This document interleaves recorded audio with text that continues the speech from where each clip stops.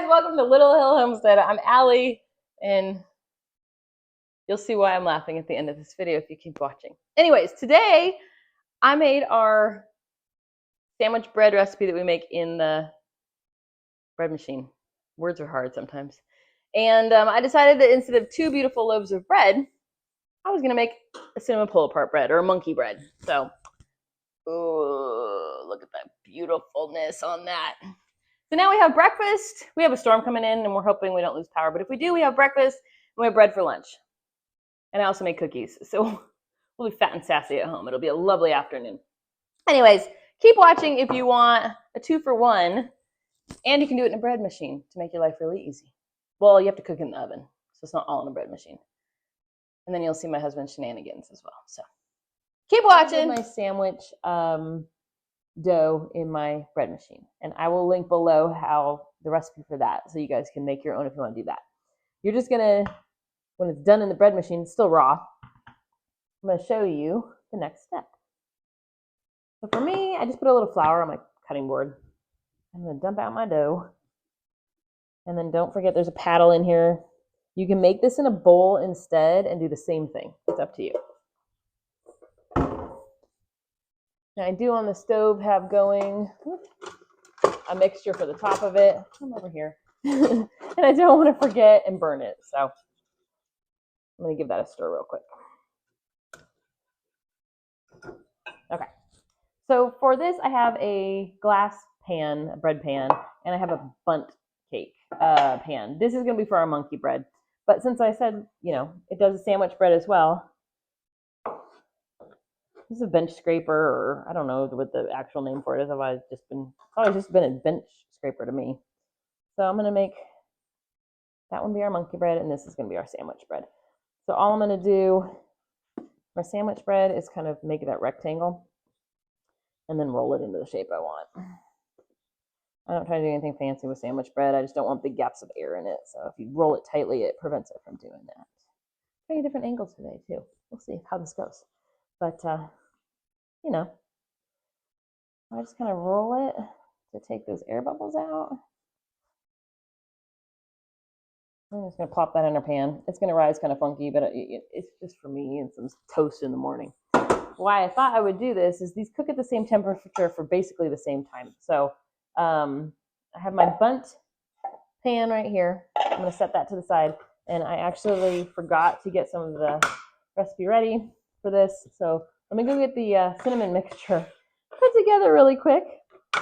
Well, I'll at least pull the ingredients. I'll show you how I put it together. But I'm just going to let my bread chill right there while I'm grabbing the stuff. Actually, we'll just go ahead and do it. I need some sugar. I moved my sugar. I'll bring them back once I have my life together. Could be a very long time because my life is far from together. But I'll be right back. Okay, I'm back. I got our stuff. So what? Oh, except I forgot a bowl. So let's grab this bowl because here it is. I need 1 cup of white sugar. So I'm going to put that.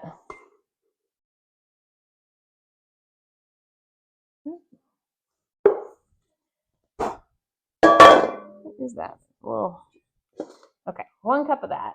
And then I need 2 teaspoons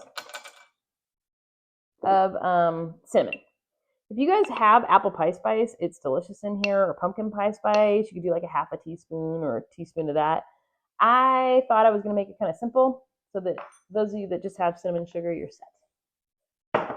So that is that. We're just going to put it in our bowl and kind of mix it together. This is what we're going to roll our little dough balls in. Now for our dough, I'm just going to take my bench scraper and cut little pieces off. And remember, these puff up, so you do want them kind of small. Like that to me is too big. So they're probably the size of a large marble, like that. And you just kind of roll them around the sugar. Not too much sugar is going to stick. We'll just end up kind of doing it in layers on each level as we do it too. But if you don't want to put them in balls, you can do little pieces too. It's not particular on the shape. I like to just cut a few and then throw them in there. They're not exactly really balls, but Toss them around in there a little bit. It just really lightly coats them. There's not a lot of cinnamon on there. Like, there's not a ton. Barely any. So I'm just going to plop those in our pan. Do some more. I'm being lazy, so I'm not really rolling them. I'm just kind of sticking squares in there. Once they puff up and you pull it apart, it doesn't really matter if they're perfect circles or not. Like some of these I'll roll because they got a little funky, but if they're close enough, fine, guys. Nobody knows. Well, you'll know, but, and apparently everybody on YouTube will know too if you make videos. But, all right.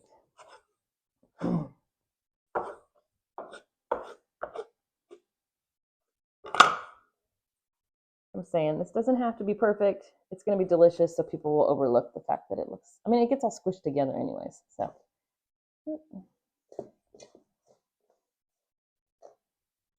Okay, so I basically have done about one layer in the bottom of our pan.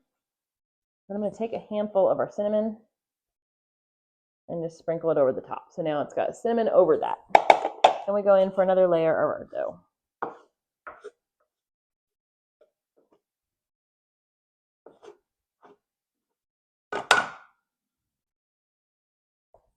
This is really easy. This is a good one. I mean, I usually make it the night before, but it microwaves great.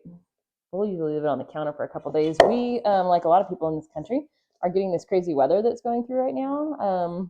We're not getting into the negatives that some of you guys have been getting. We're supposed to just get into the teens. But even that, I'm hoping that we don't lose power and have too much crazy weather. But I thought this would be a good one to throw on the counter if we do lose power. It's something the kids can grab really easily for meals, breakfast, snacks, whatever. And it's something we like. Plus, I was making the sandwich bread for the same reason, in case that storm comes through. Cold front. We'll call it a cold front, but that's what it is. So I thought if I make a loaf of bread, we at least have peanut butter and jelly if we lose power, and this way we'll have some kind of breakfasty type of thing. All right, so there's our next layer of dough. I'm going to take another handful of this and kind of just, you can't see it, but it's right here. Just sprinkle another layer over the top. And you're just going to keep doing that until you have built up your dough pieces until you get them to the top and you run out. So I'm going to keep doing that. I'll bring you right back to the next step. All right, I've got all my dough going on here. I'm going to take whatever's left after our last layer and sprinkle it across the top. That's what's going to make that like crusty caramely, that's not caramely, crusty cinnamony goodness. I'm just going to kind of give that a little shake so we have it all in there now. I'm going to take one of my bowl bonnets, bowl covers. I'm going to put it over the top of this guy. I've got my bread over here. This is my monkey bread. I'm going to let those just kind of hang out just on the top of my stove for about a half hour, 45 minutes, so they can rise a little bit. And then I will bring you guys back for yet again the next portion of this. While these are rising, though, I am going to do a butter mixture that I pour over the top of this one. So I will show you that part right now.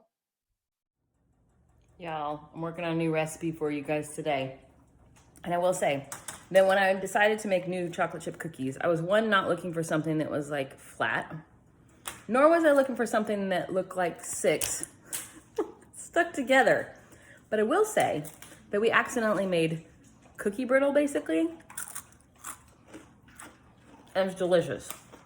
So what I'm trying to tell you is that although we had an epic fail, we're gonna eat our failures because they're delicious. Hey, okay, so the first thing you're going to do is take a small pot.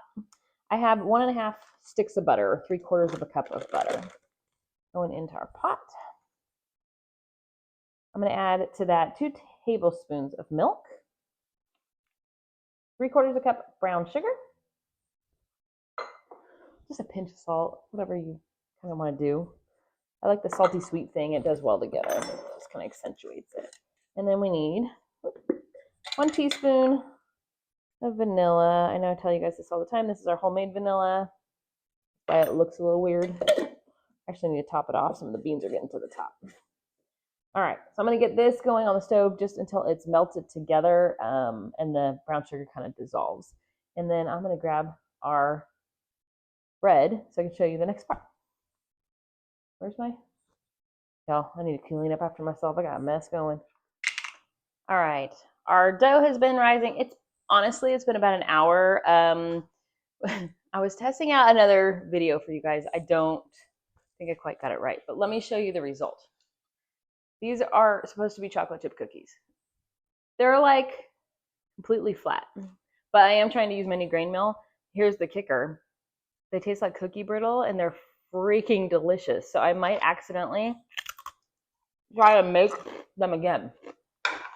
I ended up remedying it and fix them. So they look like chocolate chip cookies now. But man, these are really good. Anyway, they're crunchy, but they're good. So it puffed up pretty good. Then I have our mixture. I melted it on the stove like I said I would. All I'm going to do is pour that over the top of this. Kind of around the circle. It's going to soak down into all your bread and make it perfect. So I've got that going. And let me take my cute. I love these covers, you guys. They work great. Here's our other one. I'm going to put these in the oven at the same time. This one takes 30 minutes. This one takes 40 minutes. But I'm like, while you have the temperature up and the oven running, you might as well make lunch and breakfast, right?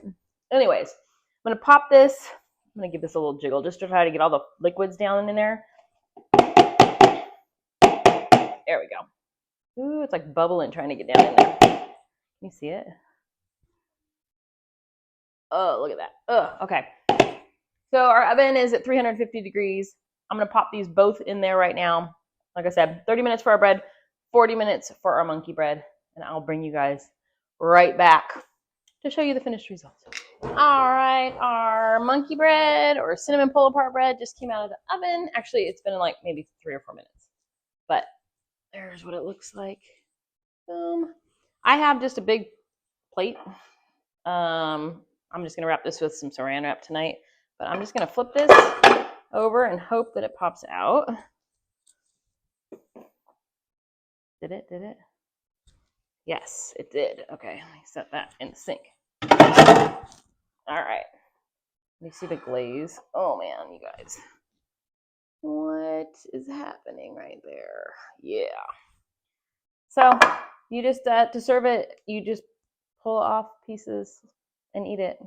But this is like molten lava hot, so I'm not going to do that. But it looks good, doesn't it?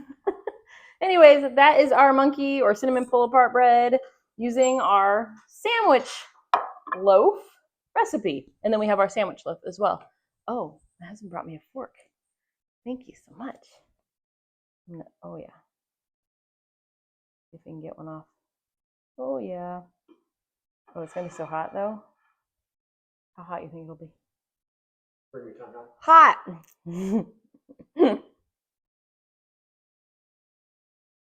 How long do I sit here and make them watch me blow on a piece of bread? Minute and 29 seconds. He's blowing on it from across the room. So that should be good now. Ha! It's too hot. It tastes really good though. Okay, maybe if I rip this part off.